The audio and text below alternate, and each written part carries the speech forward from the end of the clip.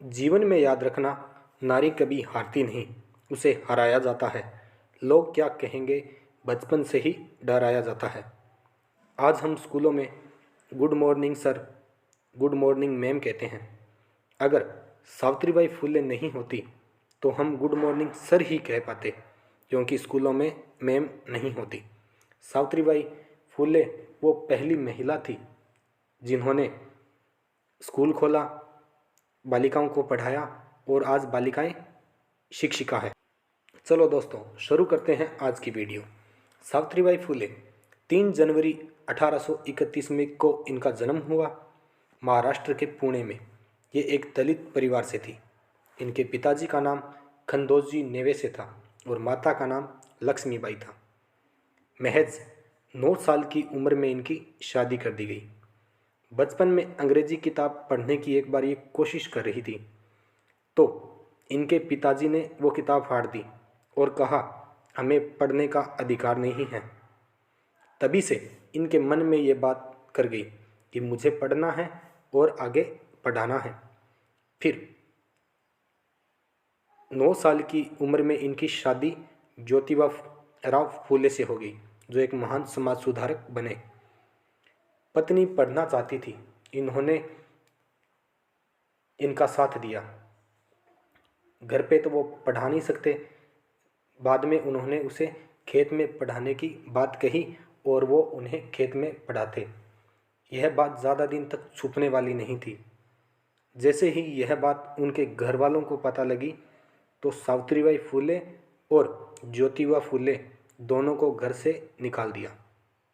फिर ये रहने के लिए उस्मान शेख के घर गए। उस्मान शेख की बहन थी फातिमा शेख। फातिमा शेख की सावित्रीबाई फुले से अच्छी मित्रता हो गई। तो फिर सावित्रीबाई फुले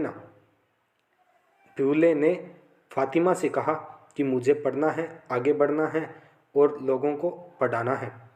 तो महज 17 साल की उम्र में इन्होंने स्कूल खोलने का निश्चय किया। आज की उम्र में 17 साल का व्यक्ति या तो स्कूल पास करता है या बीए में होता है। तो उस समय उन्होंने स्कूल की सोच ली थी।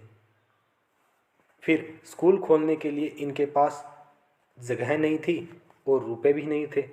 तो इन्होंने फातिमा शेख के घर पे ही स्कूल बना दिया। तो पहला स्कूल बना था 1848 में फातिमा शेख के घर पे।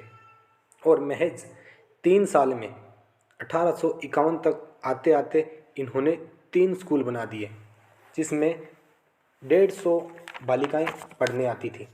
अपने पति दोस्त की मदद से इन्होंने ये काम किया। बताया जाता है कि जब ये स्कूल पढ़ाने जाती थी तो बाकी समाज के लोग यानी दलित समाज को छोड़ के उच्च वर्ग के लोग महिला अध्यापक की कोई बात तक नहीं करता था। वो नहीं चाहते थे कि महिलाएं पढ़े लिखे और आगे बढ़े। तो फिर जब वो स्कूल पढ़ाने जाती तो वो लोग इन पे सड़े गले टमाटर या कीचड़ फेंकते। ये बात इन्होंने आके अपने पति ज्योतिबा फुले को बताई। फिर ज्योतिबा फुले ने बताया कि तुम 2 साड़ी रखा करो, एक मेली साड़ी पहन के जाया करो और जो अच्छी साड़ी है वो अपने साथ लेके जाया करो, स्कूल में जाने के बाद पहन लिया करो। तो ये सिलसिला कुछ दिन चलता रहा, ज़्यादा दिन तक नहीं चल सकता था। फिर एक दिन एक आदमी इनका रास्ता रोक के खड़ा हो गया और कहा, बंद करो ये तमाशा, स्कूल बंद करो, ये सब नहीं चलेगा। फिर सावित्रीबाई ने उसका खुल के विरोध किया, उसके पास जाके उसको एक तमाचा लगाया।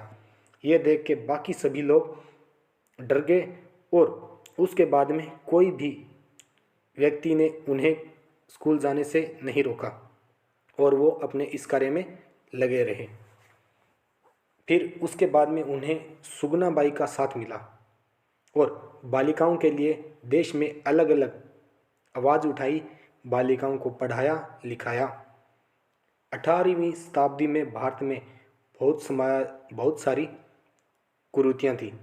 जैसे जो महिलाएं विधवा हो जाती थी उनके बाल काट दिए जाते थे, उन्हें समाज से अलग थलग कर दिया जाता था और अन्य व्यक्ति उनके साथ गलत हरकतें या गलत आचरण करते और वो महिलाएं गर्भवती भी हो जाती थी।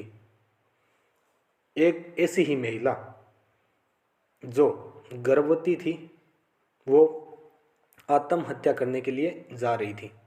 उसे सावित्रीबाई फुले ने बचाया और जो उसके बाद में उसका पुत्र हुआ, उसका नाम उन्होंने यशवंतराव रखा।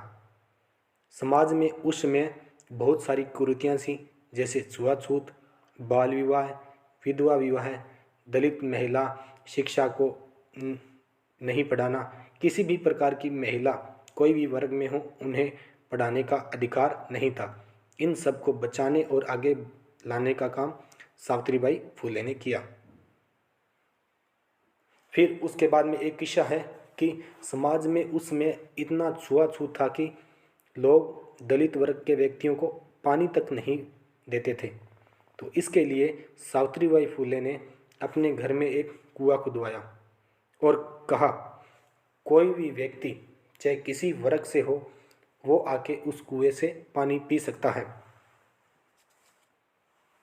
क्योंकि हमें पानी का अधिकार है। सभी व्यक्ति पानी पी सकते हैं। जो समाज के बीच दरार है उसे मिटाने की एक कोशिश की।